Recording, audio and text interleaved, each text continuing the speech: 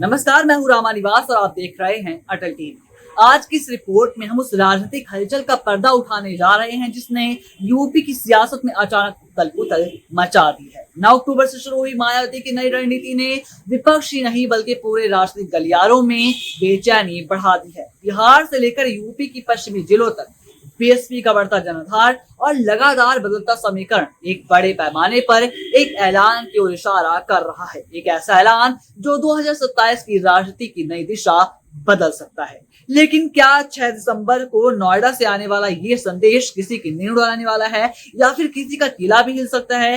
ये जानने के लिए इस वीडियो को अंत तक जरूर देखिए। बहुजन समाज पार्टी की कहानी 9 अक्टूबर 2025 अचानक बदल गई जब लखनऊ की रैली ने यह साबित कर दिया कि बीएसपी राजनीति के मंच से गायब नहीं हुई बल्कि राख से उठते हुए फिनिक्स की तरह वापसी कर रही है। इसी के बाद कैमूर से रामगढ़ सीट जीत कर बीएसपी ने धमाका कर दिया। ये सिर्फ जीत ही नहीं बल्कि राज्य से मिले 8 लाख से अधिक वोटों का असर था और ये असर राजनीति में अन्य पार्टियों को भी दिखाई दिया, जो कि अन्य पार्टियों पे एक अलग लेकिन कांटे की तरह प्रभाव छोड़ चुका है। ये वोट पैटर्न बताता है कि दलित मुस्लिम गठजोड़ फिर से आकार ले रहा है। मायावती ने तेजी से मुस्लिम भाईचारा कमेटी और ओबीसी भाईचारा कमेटी और बूथ लेवल एक्शन को एक मोड के तहत रणनीति से लागू किया और पश्चिम यूपी, जो कि कभी उनका गढ़ रहा है, उसके पुराने समीकरण को दोबारा तैयार किया जा रहा है। इसी बदलाव की अगली सबसे बड़ी परीक्षा है 6 दिसंबर की नोएडा की महारैली।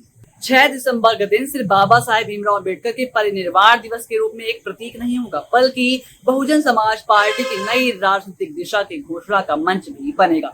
नोएडा में होने वाली ये रैली 12 से 14 साल के बाद हो रही है। इतनी बड़ी राजनीतिक मौजूदगी है और जानकारी के मुताबिक ये लखनऊ की ऐतिहासिक भीड़ का रिकॉर्ड भी तोड़ने जा रही है। पश्चिम यूपी, गाजियाबाद, मेरठ, मुजफ्फरनगर, सहारनपुर, अलीनगर, बरेली, रामपुर, मुरादाबाद, इन जिलों में दलित मुस्लिम वोट का एक संयुक्त प्रभाव एक बार फिर से मायावती का मुख्य हथियार बन रहा है। 19 से 20% मुस्लिम और 21% दलित वोट जब एक दिशा में बहेंगे तो वो राजनीतिक विस्फोट बन जाएंगे और वही बहन जी की रणनीति का एक बार का नया इस बार पुनर्गठन। संगठन में बड़े बदलाव, कोऑर्डिनेटर बदलना, बूथ सिस्टम एक्टिव करना और सबसे बड़ी बात यह कि पश्चिम में अपनी पकड़ को और भी ज्यादा मजबूत करना, ये दिखाता है कि एक बार मायावती फिर से अपनी पार्टी के साथ सक्रिय हो चुकी है। अब बात करते हैं उस सियासी लेकिन संवेदनशील खेल की जो कि पर्दे के पीछे से लेकिन काफी तेजी से चल रहा है। मायावती लगातार लखनऊ और दिल्ली में मीटिंग कर रही हैं।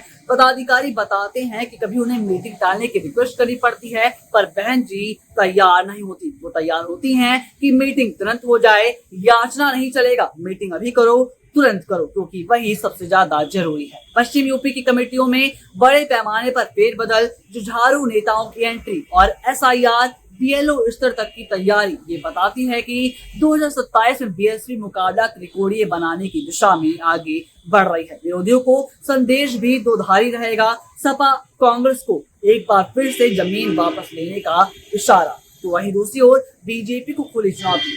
इसके साथ ही बड़े पैमाने पर पॉलिटिकल कोचिंग की तैयारी, यानी पुराने बीएसपी नेताओं की घर वापसी भी हो सकती है। 6 दिसंबर को बाबरी मस्जिद वाली तारीख पर मायावती क्या संदेश देंगी, ये देखने वाली बात होगी मुसलमानों के लिए खास तौर पर। बाकी इस विषय पर आपकी क्या राय है, हमें कमेंट बॉक्स में जरूर बताएं।